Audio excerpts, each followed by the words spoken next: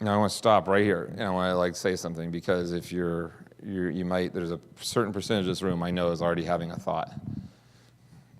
And if you share this, if you actually try to teach literal neighboring to Christians, you're going to need to encounter this. So your thought might go something like this: Dave, I'm really passionate about what's happening down here with this incredible ministry that's reaching out to the chronically homeless. Dave, I'm really passionate about what's happening, this thing that I'm involved with overseas. I'm building a lot of relationships with the parents on my kids' soccer team. I spend more time at work than I do in my neighborhood. That's what a lot of your people say if you ever walk down this road with them. And all that's neighboring, and you're not counting it.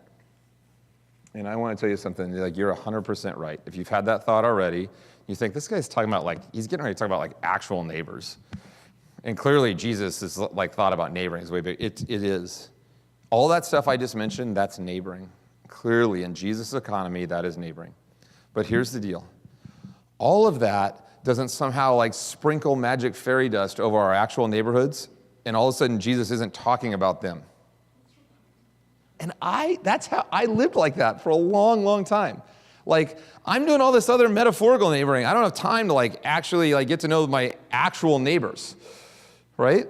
And I'm just going to tell you something. Here's what I've learned. My friends and I have learned in our city is that if we as Christians will just draw a circle around the places where God has put us and begin to work out from there, powerful things happen. If we'll stop figuring out how I want to choose my own neighbors and start engaging based on proximity, that I'll start opening up a whole new world I didn't even know was right outside my front door. And those people, most of them won't think about the world like I do. This, what I'm getting ready to share with you, is the antidote to the Christian bubble. If you get people, and if you in your own life start basing relationships off proximity, okay, you're guaranteeing that you're going to be with people who maybe you don't have a lot in common with, except for where you live, who have a lot of different passions and thoughts and ideas and leanings than you do. And I think it's the best place to live out the gospel.